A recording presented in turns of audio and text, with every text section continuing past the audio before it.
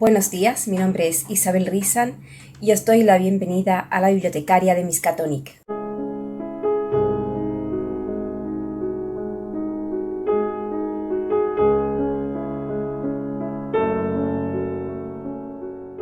Buenos días, ratoncillos y ratoncillas, bienvenidos al lunes, espero que hayáis pasado una feliz semana pasada.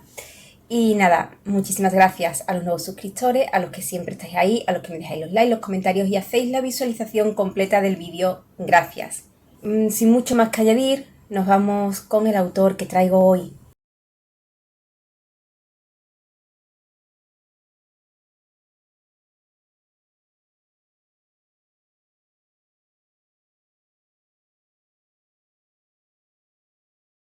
Michel Borowicz nació en Polonia en 1911, concretamente en Tarnów, y nació en el seno de una familia de Cracovia y su lengua materna era polaca, no yiddish.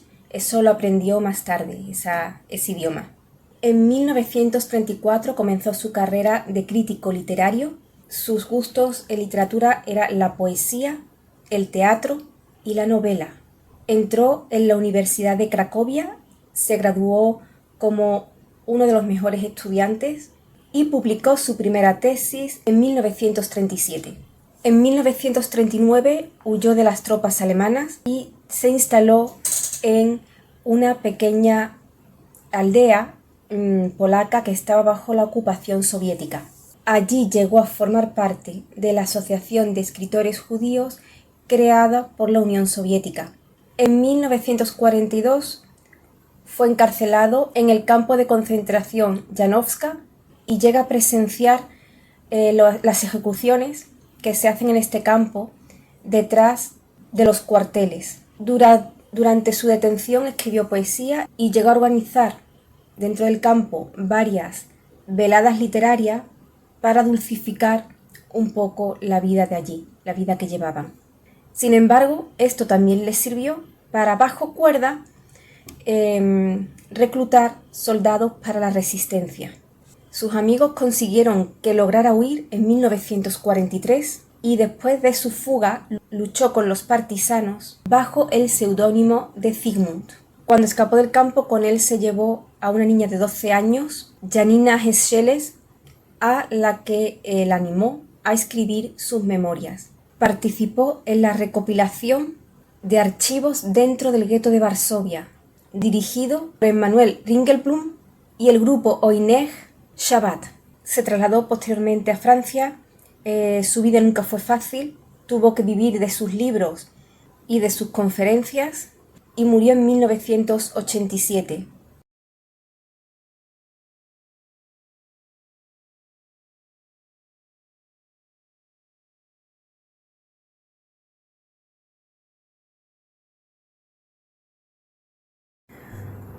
Hoy traigo la insurrección del gueto de Varsovia. En 1946 se encontraron varias cajas de metal escondidas en lo que había sido el gueto, en las ruinas de Varsovia, y en 1950 se encuentran 2 latas de leche más, también que habían sido escondidas con más documentación en el interior. Lo que esta obra presenta son los escritos de esos judíos polacos que que en el gueto y durante la insurrección del gueto de Varsovia dejan sus escritos, poemas, diarios, artículos de periódicos, entre muchos otros documentos. Y estos documentos lo que explican es cómo fue la insurrección del gueto de Varsovia, cómo fueron las ejecuciones que se llevaron a cabo por los alemanes y cómo solamente les quedaban 2 opciones al final de todo, o los campos de concentración o la huida al bosque.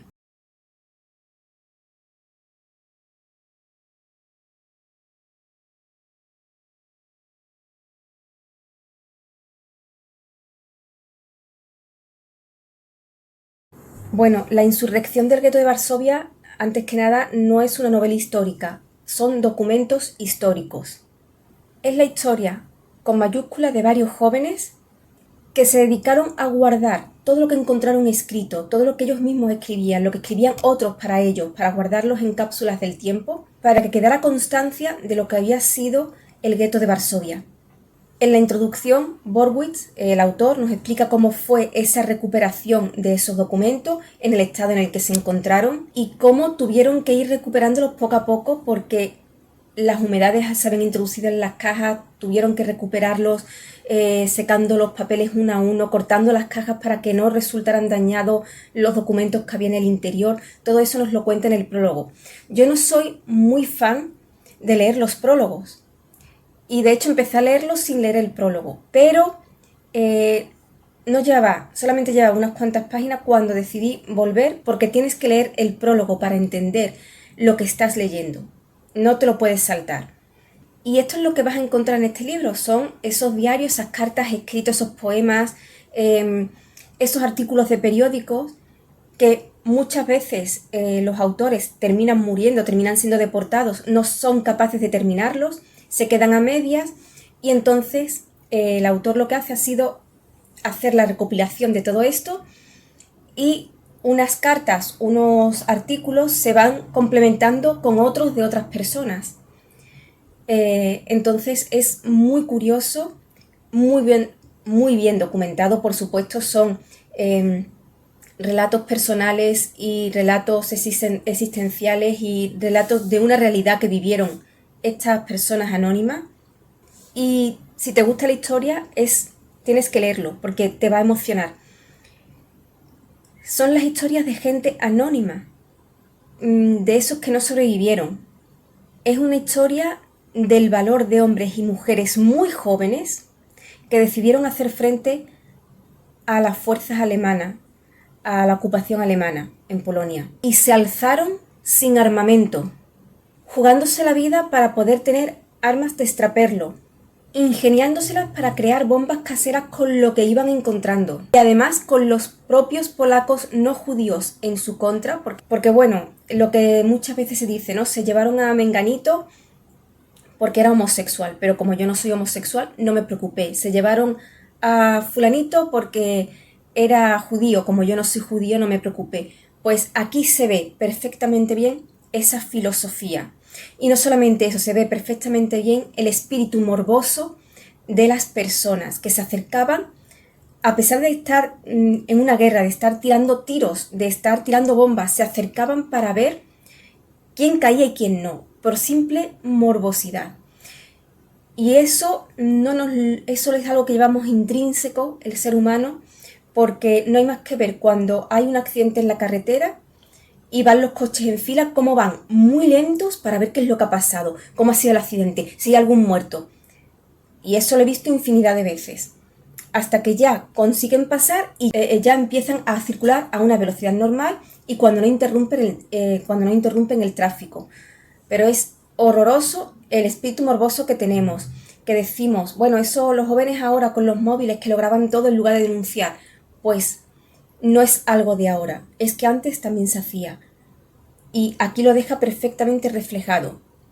Se enfrentaron a los chivatos, porque también tenían eso en contra, que intentaban huir y siempre había polacos no judíos, chivatos, que iban a las fuerzas de ocupación hitlerianas para decirle, tal camión ha salido de tal sitio a tal hora con tantas personas, si salen de esta entrada o de esta salida. Tenían todo eso en contra, tenían también en contra el organizarse, porque lo que me ha costado entender es algunas partes del libro, y es que al parecer había dos guetos en Varsovia, el gueto central y el gueto pequeño. Esos guetos en principio estaban muy unidos, pero se hicieron muros, se aislaron uno de otro para que tuvieran menos contacto y no pudieran organizarse precisamente para lo que ocurre al final, para esta insurrección. Entonces tenían también muchísimos problemas en poder organizarse en un gueto y en otro. Te cuenta cómo se hicieron las salidas por las alcantarillas, que eran armas de doble filo. La mayoría de las veces eran trampas mortales, bien porque los nazis los descubrían o bien porque ellos mismos terminaban perdiéndose en la red de alcantarillados, sin comida, sin agua, siendo bombardeados constantemente por fuerzas muy superiores a las de ellos, y malviviendo en una ciudad en ruinas, en una parte de la ciudad, que era el gueto de Varsovia, que estaba ya en ruinas. Todo eso se cuenta aquí, es impresionante. Nos cuenta por qué el alzamiento del gueto de Varsovia fue silenciado, para no dar alas a otros guetos en Alemania y fuera de Alemania, para no dar alas precisamente para que también se levantaran otros guetos y otros campos de concentración. Solo se hicieron eco de este alzamiento los periódicos clandestinos, y esta lucha, este alzamiento del gueto de Varsovia, para mí se puede comparar al asedio de Numancia y también a las luchas de Cuauhtémoc contra las fuerzas de Cortés. Es algo heroico, muy triste y que llena de indignación, porque las cosas somos la gente de a pie las que las permitimos. Si no las permitiéramos, no pasarían ciertas cosas. Si los polacos, en lugar de apoyar precisamente al invasor, estás apoyando a un invasor, apoyas a los judíos que son polacos y los están masacrando de mala manera, la historia posiblemente hubiera ido de una forma mucho mejor y el final de la Segunda Guerra Mundial hubiera sido mucho más rápido. No hubo ayuda, por mucho que la pidieron, a los judíos polacos del gueto de Varsovia. También encontramos cartas y documentos de los nazis, por ejemplo, y de Stroop, que fue la mano derecha a su vez de Himmler. Y aunque intentan ensalzar el valor del ejército nazi, la verdad que lo que consiguen es todo lo contrario. Lo que ensalzan es el valor y la resistencia y la resiliencia de los judíos que estaban en el gueto y que les hacían frente, porque a pesar de no tener prácticamente nada, consiguieron resistir a los nazis durante un mes. Entonces, realmente lo que deja en ridículo es a las propias tropas nazis. Lo que vais a leer es una obra bélica contada por los que lo vivieron, hechas a retazos de un pueblo que se negaba a rendirse, sin luchar, aún sabiendo que era una causa perdida, muy dura, pero imprescindible.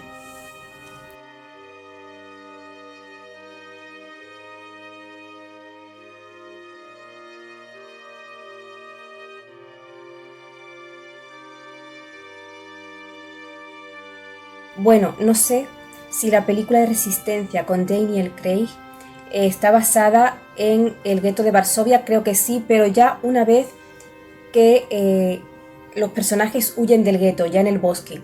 Entonces voy a dejar el tráiler en la descripción del vídeo y si queréis pasaros a verla, es una película que merece la pena y a mí me recordó mucho al libro. Al libro me recordó mucho a la película porque vi antes la película.